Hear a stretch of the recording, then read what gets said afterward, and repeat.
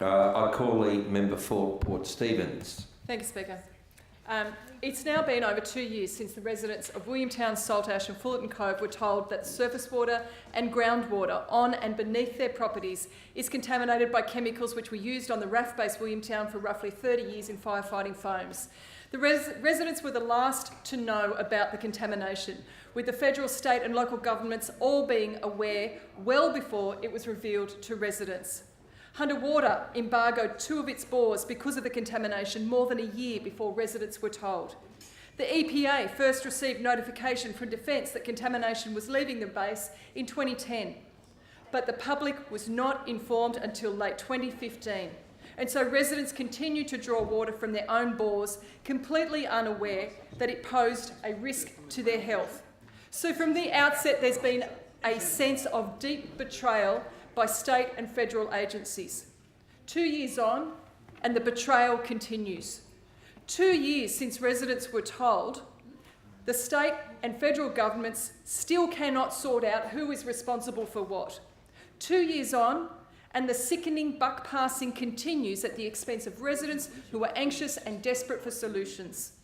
2 years on, and the agency doggedly holds onto an arbitrary red line which supposedly clarifies the area affected by contamination, and yet we know that residents who live outside the red zone have test results that show up to 10 times the national average of PFAS in their blood.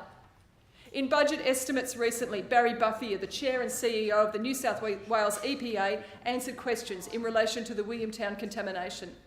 The Honourable Penny Sharp, my good colleague and Shadow Minister for the Environment, asked Mr Buffier what the EPA is doing to test outside the red zone in light of the elevated blood test results. Mr Buffier responded unhelpfully, and I quote, "What I would point out to you is that the polluter in Williamtown is Defence." So then the residents turned to the federal Senator, James McGrath, who has been charged with the responsibility of heading up a new federal PFAS task force. They raised the same issue with him about residents living outside the red zone who have elevated levels of the toxins in their blood. And what was the Senator's response this week? He replied, and I quote, "The matter you have raised falls under the responsibility of the New South Wales EPA."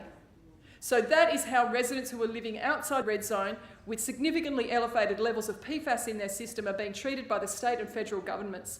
The buck passing is nothing short of disgusting. And I have to say the engagement and response to this issue by the Minister for the Environment, the Honourable Gabrielle Upton, has been nothing short of appalling. To date, she has chosen not to visit the affected site nor meet with any of the affected residents, and neither did her predecessor. So this is where we are at.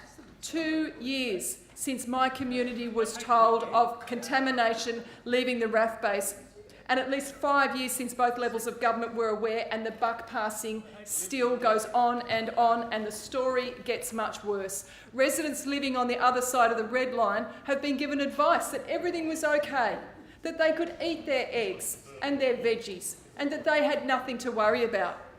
This advice was given by the New South Wales EPA to residents outside of the red zone.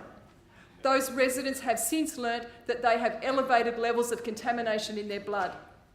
With at least 50 people now known to have had or currently have a form of cancer within a relatively unpopulated 5-kilometre stretch of road over the past 15 years, it's getting increasingly difficult to believe that there isn't a correlation between the contamination leaving the base and those cancers.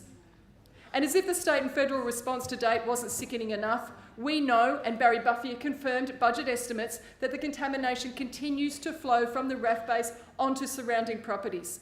Let me make it clear, this is not a blind demand to expand the red zone. We want solutions for everyone affected and not blind ignorance in an effort to minimise liability. What I'm demanding on behalf of the desperate residents who are impacted by the contamination is that the EPA simply does its job, which is protect the environment and protect people. We understand that Defence has responsibility for its own land, but as soon as you get off Defence land, where my community lives, responding to and managing population incidents lies squarely within the remit of the EPA. That is undeniable. And frankly, my community is sick of the buck passing and ducking responsibility in an effort to minimise liability. So now we wear red ribbons in support of people living in and around the red zone. People across my community are putting their red ribbons on because goodness knows this government and the federal government are providing no support whatsoever. Order.